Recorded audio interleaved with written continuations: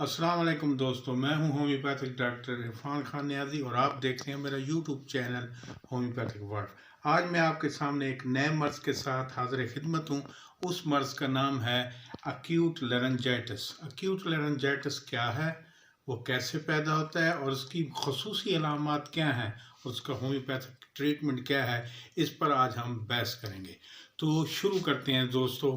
Acute laryngitis ये जो हमारे जिसे हम आम ज़बान में उर्दू में वर्म हंजरा कहते हैं, हमारे गर्दन में एक आवाज़ पैदा करने वाला उज़्व होता है, उसमें वर्म हो जाता है, जिसकी वजह से एक्यूट लैरिंजाइटिस यानी वर्म हंजरा हो जाता है। ये जो मर्ज़ है एक्यूट लैरिंजाइटिस ज़ुकाम की पेचीदगियों की वजह से होता है। इसके अलावा कई दफ़ा ये बाकसरत आवाज़ के इस्तेमाल से भी होता है, जैसे कि तकरीर करना, ज़्यादा चीखना चलाना, नारे मारना और इस तरह नारेबाजी करना और ज़्यादा ऊंचा ऊंचा बोलना, इसकी वजह से भी एक्यूट लैरिंजाइटिस होता है। इसके अलावा एक्यूट लैरिंजाइटिस गर्दो गुबार की वजह से और अल्कोहल का ज़्यादा इस्तेमाल करने की वजह से और ठंड की वजह से ये मर्ज़ होता है। इसके अलावा जब हम आगे चल के देखते हैं दोस्तों, ये जो मर्ज़ है यानी एक्यूट लैरिंजाइटिस, ये पुरानी बैक्टीरियल इन्फेक्शन की वजह से भी हो सकता है, जैसे कि गले में सोजिश, साइनोसाइटिस, गर्द और धुएं में ज़्यादा रहना, और इसके अलावा पुराना नज़ला ज़ुकाम बिगड़ जाए तो उसकी वजह से भी ये मर्ज़ होता है। इसके अलावा अगर हम देखते हैं कि जो गले और वर्म हंजरा यानी मर्ज़ हो तो उसमें सरतान भी हो जाता है, उसकी वजह से भी होता है, और गले में कई दफ़ा सादा रसोलियों की वजह से भी ये मर्ज़ होता है, जिसकी वजह से बहुत ही पेचीदा ये मर्ज़ हो जाता है।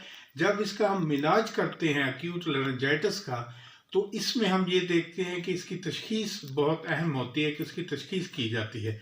तो दोस्तों अब हम चलते हैं इसकी मेन अलामात की तरफ कि मेन अलामात क्या हैं। एक्यूट लैरिंजाइटिस जब होता है यानी वर्म हंजरा होता है तो उसमें ज़ुकाम, बुखार और खांसी आती है, और खांसी के साथ बलगम का अखराज भी होता है। दोस्तों जब खांसता है एक्यूट लैरिंजाइटिस में पेशेंट, तो उसके साथ जो उसका लैरिंक्स है यानी हंजरा है, उसमें बहुत शदीद दर्द होता है, जिसकी वजह से मरीज़ को बहुत ज़्यादा तकलीफ़ होती है दोस्तों। और इसके साथ जो बुखार है वो थोड़ा बहुत होता है, ज़्यादा बुखार नहीं होता।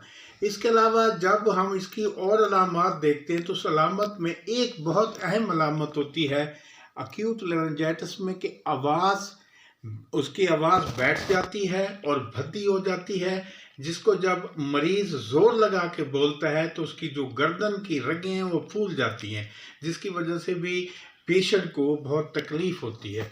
अगर हम पुराने यानी क्रॉनिक लैरिंजाइटिस में देखते हैं तो क्रॉनिक लैरिंजाइटिस में बुखार नहीं होता।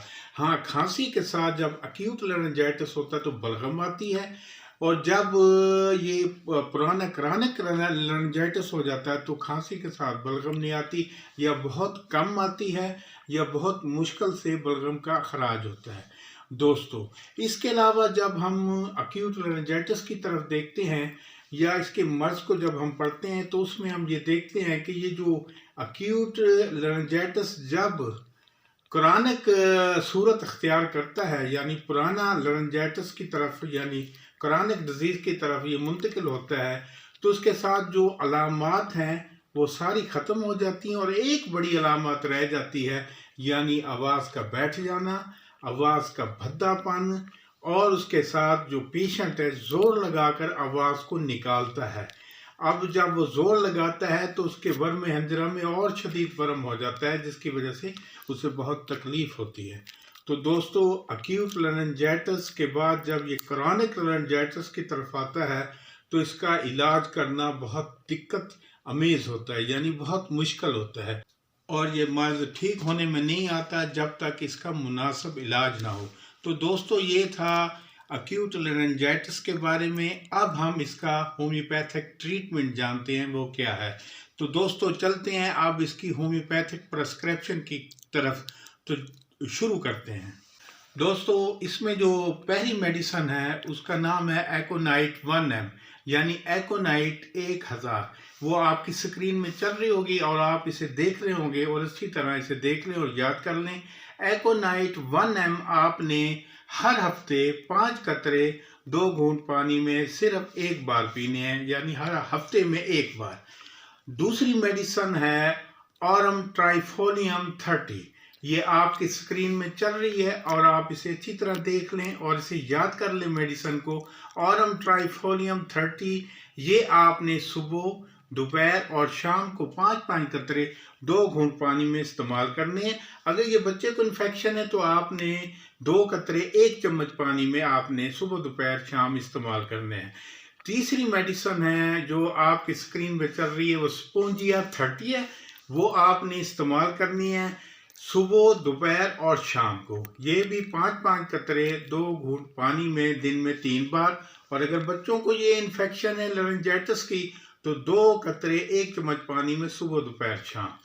تو دوستو، چوتھی میڈیسن جو آپ کی سکرین میں چل رہی ہے وہ ہے بائیوکیمک میڈیسن فیرم فاس۔ فیرم فاس آپ نے دن میں 4 مرتبہ صبح، دوپہر، شام اور رات کو 4 ٹیبلٹ استعمال کرنی ہے۔ اگر بچوں کو انفیکشن ہے تو وہ آپ 2 ٹیبلٹ دن میں 4 بار استعمال کریں گے۔ دوستو، اگر آپ اس مرض میں، لارنجائٹس میں، اس نسخے کے تحت میڈیسن کو استعمال کریں گے تو آپ کو بہت جلدی آرام ملے گا اور اس مرض سے آپ کو چھٹکارا مل جائے گا۔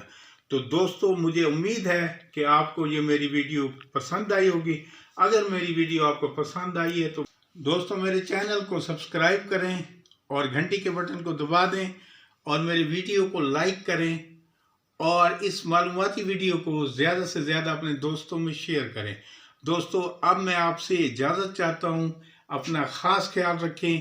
ملاقات ہوگی آئندہ ایک نئی معلوماتی ویڈیو کے ساتھ، تب تک کے لیے اللہ حافظ۔